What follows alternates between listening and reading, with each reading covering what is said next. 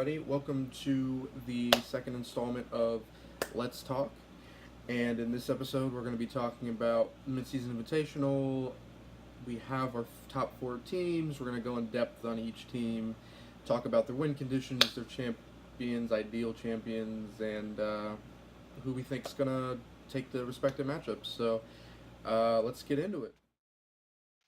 So for our first team that we're going to talk about is the last team to qualify for the midseason invitational knockout stage, and that is Team Liquid.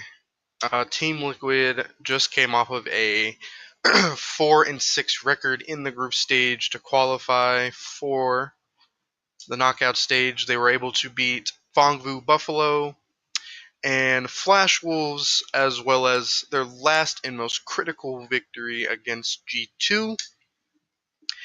And I think overall, if you're an NA fan, um, you can kind of give a sigh of relief. You can kind of say, okay, we did it. We fucking did it. It's been 2 years, but, they make it out of groups. And it's not just groups that's making out of groups that's important, but it's also regaining that pool one seed for Worlds. So it will help in the long run for Worlds so that the NA team doesn't have to deal with getting the first seeded Korean team, which uh, they had to deal with last season. So, if you're an NA fan, you can say, okay, finally we got the pool one seed back. If you're a TL fan, if you're a League of Legends fan, you're probably kind of shaking a little bit. You're probably sweating a little bit, especially considering the performance of Team Liquid. I'd have to say personally, I am happy that they made top four. I didn't like the way that it happened, but um, as an NA fan, I gotta say, just we'll take what we can. We'll take it. It's an improvement. It's better than last season as far as actually making top four. Yes, you could say Flash Wolves is a weaker team, but to me, the mental fortitude of Team Liquid, I feel like in previous seasons, the MSI team, had they had gone on that crazy losing streak that TL went on, I feel like they would have just tilted off the face of the earth. But this Team Liquid team, when they needed to, got the win that they had to get. They had to win a one game to not even worry about a tiebreaker. They had to win one of the two games on the last day. They got smashed by SKT, and then they go in against G2 and they dumpster G2. Um, they, that to me is an improvement. That is more clutch, in my opinion, winning the game that matters. And they won the game that matters. And to be fair, they beat the teams that they should have, aside from the one game against Flash Wolves. They beat the teams they should have. They 5-0'd Fongvu. They did take out Flash Wolves pretty handily on the first day. Um, and they lost to the teams that pretty much everyone expected to be better than them. I think most people, including myself, came into this tournament thinking TL should make top four, and anything more than that would be an upset. Um, and I think most people would agree with me there. Not to say TL is a bad team. I just think, and most people agree, that the other teams are just significantly better, or just on another level. And I think the group stages kind of showed that. I do think, and I'll talk about it when we get to G2, I do think G2 kind of dropped the ball a little bit.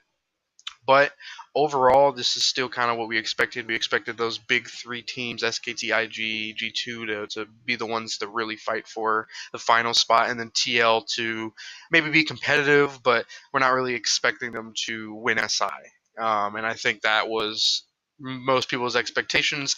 And to TL's credit, they have met those expectations. So now anything they do after this point, again, would be a surprise. But this team, to me, has shown great mental fortitude.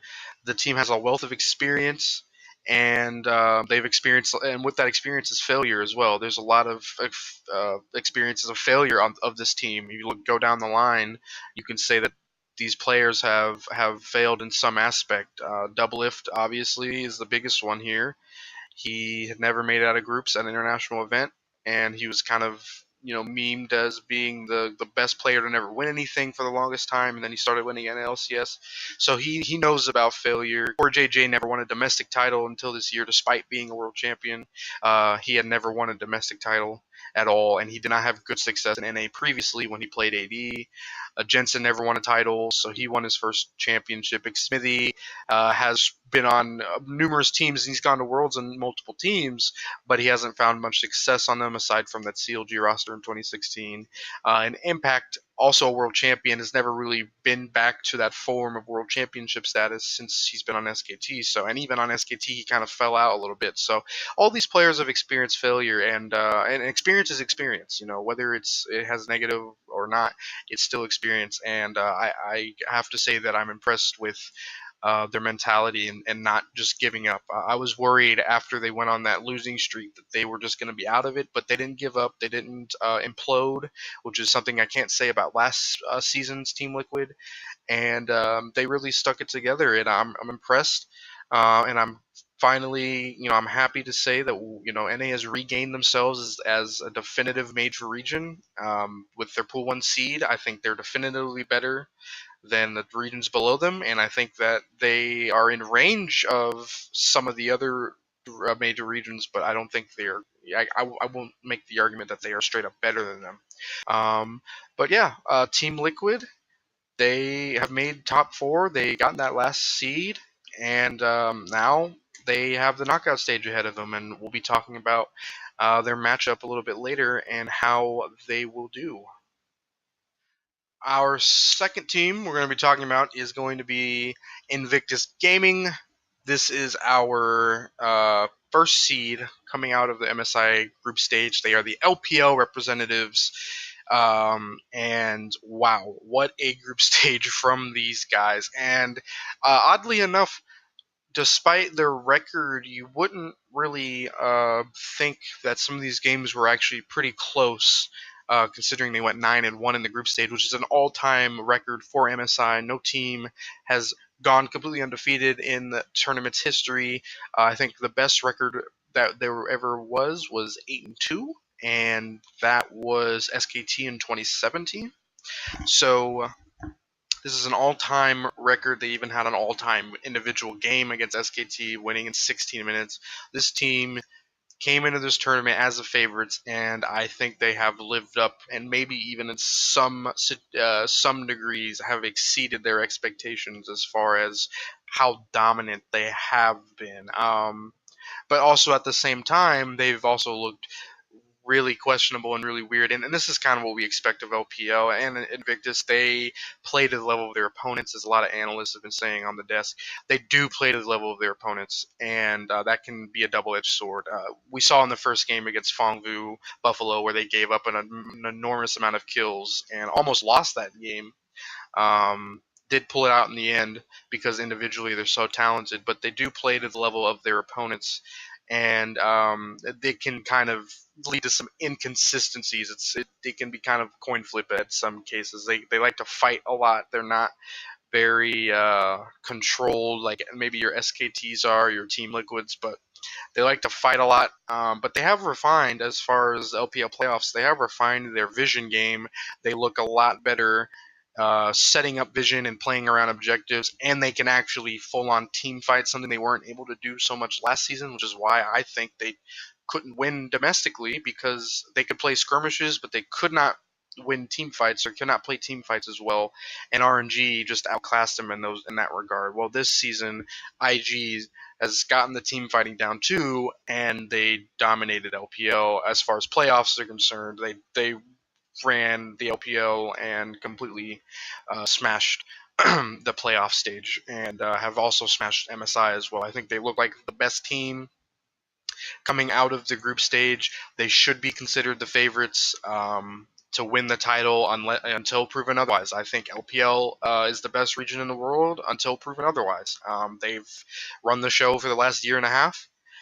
They've won every international tournament since MSI last year, and they haven't looked back since. So I think it's fair to say they're the best region, and this is the best team currently at MSI and even the world. They are defending world champions. I feel like you'd have to give them that credit. and they look good. What can I say? They just have some really damn good players. Rookie is the best mid lane in the world. The Shy is the best top lane in the world. Ning is a little inconsistent, but he's having a great tournament this tournament. Those inconsistencies that we kind of see from him, especially compared to his Worlds performance, this is a way better performance from him at MSI. He's honestly probably been their best player for the MSI, and the bot lane has been really impressive. That was a bot lane that I was kind of not so hot on. I was like, well, if Baolan's not on Rakan, that was kind of the meme. If he's not on Rakan, then whatever, it doesn't matter. He can only play. He's a Rakan one trick. But now Baolan's been playing incredible. Jackie Love has been popping off on any champion under the sun. I mean, he brought out Draven and just completely styled on SKT. He's probably the best performing AD at the tournament, I'd say. Um, yeah, I mean, there's just I don't know what else you could say. IG speaks for themselves. They really do. If you just watch their games, you can see just the way they play. They just refuse to die. They will continue to fight, and they are so individually talented.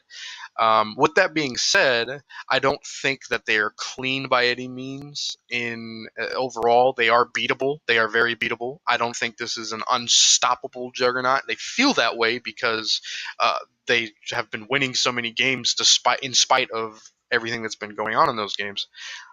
They still pick up these wins, and in some games they just completely style on their opponents. It feels like they kind of play with the food at some time, so we get that kind of feeling of wow, they're that much better than everybody. So I think they're beatable, and they've shown signs that they can kind of fall into their own trap where they maybe take too many fights or they take fights at the wrong time and kind of get pulled around the map a little bit. And we saw that with SKT, especially. The game they actually dropped was against SKT, and SKT just dominated that game.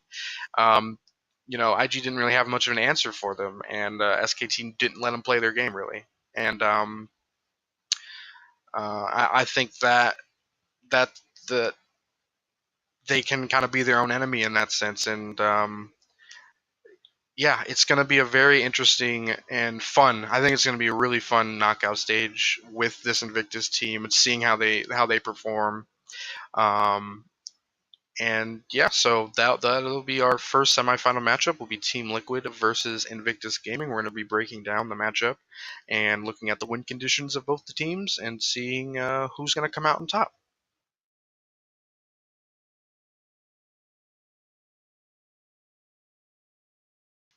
So now that we've introduced both of the teams and we've talked about how they've gotten there and how their performance in the group stage has gone, we're going to be going into the matchup, which will be the first matchup of MSI that will be happening the next morning. I'm filming it the day before, the Thursday before. So Team Liquid versus Invictus Gaming is our first matchup. Number one seed gets to choose their opponent out of the third and fourth seed, and IG chose Team Liquid. I think this is the way to go. I think this is a smart pickup for IG um, because compared to G2, I think G2 is a stronger opponent. I think G2 maybe can throw IG for a loop a little bit, and I think TL is a better matchup for them, stylistically at least. And so now we have ourselves a matchup. So TL versus IG. First and foremost, for Team Liquid, Crucial Champions, Team Liquid found success on early game aggression and early game plays.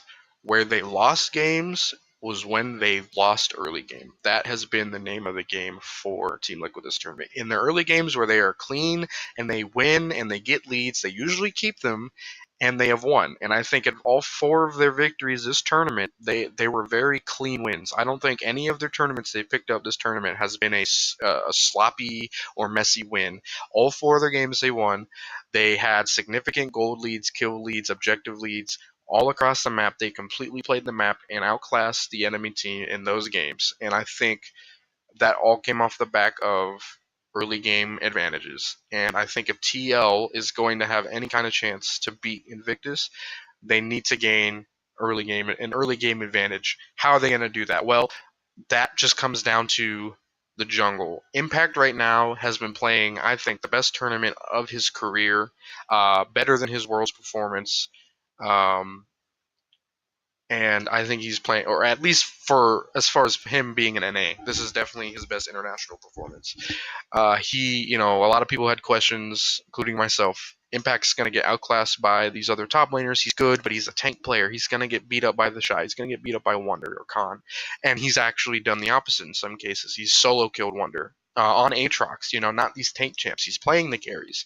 He's playing the Vlads and the Aatroxes and the Siluses and the Cannons and things like that. And his GP's always been great. So he's come to play. And he's been, I think, easily the best performing Team Liquid player at this tournament. And he has put on an impressive performance. So I actually feel pretty confident about Impact. I was thinking that if TL is going to win a matchup like this, that they're going to have to win it through bot lane, but I think that their top lane is, I don't know if they're going to necessarily play the top lane, but it can definitely be a nullifier for the Shy. And I think that if he can keep the Shy in check and not let him, be the Shy, this can help the early game for Team Liquid. And I think this is where they're going to have to come from. And this comes down to jungle. Jungle pressure is crucial for both of these teams. Ning has been playing incredibly well this tournament. Um, I would say he's probably, if not the best performing, definitely the second best. Klid's had a great tournament himself, but Ning has been playing out of his mind. A lot more consistent compared to his Worlds performance. Compared to what we know him as being a little inconsistent, he's had a great performance. All the jungles, for the most part, have had great performances. Um, and Ning is up there. He is going to be the key to IG just dominating the series, and Xmithy is going to have to step up. He has not had a great tournament. They have been kind of giving him these scaly junk power jungles like Hecarim, and I think that they tried that and they went for it and it didn't work. But when we see him on these early game aggressive jungles, someone that can actually apply pressure and gank and challenge the other jungle and contest objectives early on, we saw better results for Xmithy, and this I think is very well showcased in the G2 game, where he played Jarvan and he just owned the map. He beat Yankos every way. He got the lane snowballing. He was solo killing caps by the end of the game. I think that they need to give Xmithy a good early game jungle so that they can get an early game advantage so that TL can actually get going. Because the problem is that TL, when they get going, is great. They're actually a really damn good team if they get going. The problem is they have to get going.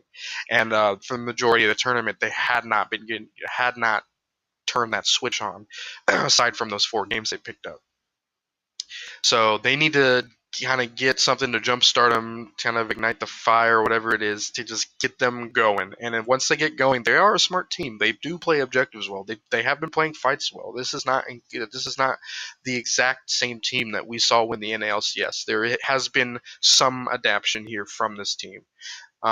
Which is what you need to do if you're going to win these kind of tournaments. And Team Liquid wants to win MSI. They're not content with top 4. NA fans might be, happy with getting top 4, but Team Liquid definitely wants to win. And if they want to take the championship, they're going to have to do these things. I think they got to play early advantage.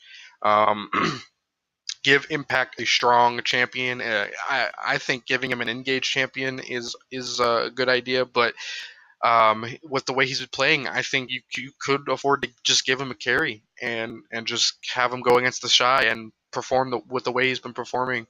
It could work out for TL. I don't think TL is going to play the top. They're definitely going to play through bot lane. Doublelift has had a little bit of a lackluster tournament. He's been out CSing his opponents very heavily, but he hasn't been out DPSing. He hasn't been using the resources he's been given very well, which is very un-Doublelift-like. So I think we'll have to see more from him. And Poor JJ has also been underwhelming, and I think a lot of people have been hyping him up, and he has not performed the way that we thought he was. So definitely gonna need some more performance from the bot lane, which is TL's crux pretty much. Like that's their main thing. They have this great bot lane that's supposed to be like top two bot lane. They haven't been playing like that, so I think that they're gonna have to individually just play well on the day to really take it to IG, because IG is such so good on every role. They're pound for pound just super good, and their solo lanes are just insane. Jensen has had a pretty rough tournament, I would say. He's been against the aside from the one game against Caps that he had on G2 the last game, he has just been outclassed, I feel, by Faker and Rookie, and he's done well against the other mid lanes, but yeah, the really good mid lanes he's definitely struggled, and he's gonna have to step as well. Across the board, we're just gonna need to see individual performances really level up the game, to really, because IG's is such a strong opponent. So for TL, as far as actual macro wise, they have to really get going early game, and Impact has to be on a champion. If the way he's performing, he's got to be on a champion that's going to impact the game, and giving him GP, I think. If that's how they're going to do it, if they're going to commit to that, then fine, go for it. They can't fall victim to um, playing what's meta. They just got to know their strengths, and I think that's key to them winning. They have to understand their strengths and weaknesses, and they have to just play to them and be confident in themselves. And I think that they can give IG a good run for their money, but I don't expect them to beat IG, because I think IG is just so strong. But let's talk about some of the champs to watch for Team Liquid. I think I mentioned earlier Jarvan, or some early game jungle, maybe Rek'Sai, maybe Olaf. I think Olaf would be an interesting champion. I don't think we've seen it from Xmithy. I know he can play it. I don't think we've seen it from Xmithy. Maybe even pick up Skarner. He is a level 6 jungle, so he's not as good of an early game champion, but he can still apply some early pressure, especially with the shrines. He can move around the map, and really, and he still has a stun level 3, so he can still provide some CC. And then when he does get his ultimate, he's gonna have to make a champion take QSS at some point. He's gonna have to make some champion take QSS, which is a big deal. So maybe we'll see Skarner, but I'm thinking J4 is something that's going to be contested for TL. I think they need to give Xpili something that's going to enable the early game. Because if TL can get an early game lead, they do play well with leads, and they do control the map well enough to maintain a lead. And so I think they've shown that well enough. So they pretty much have to win through the early game, because I don't see them out team fighting IG. They tried valiantly in group stage, but they still lost, and I think it's just because individually IG is just so strong. For bot lane, I think bot lane needs to have an aggressive bot lane. I think they need to just take it to IG.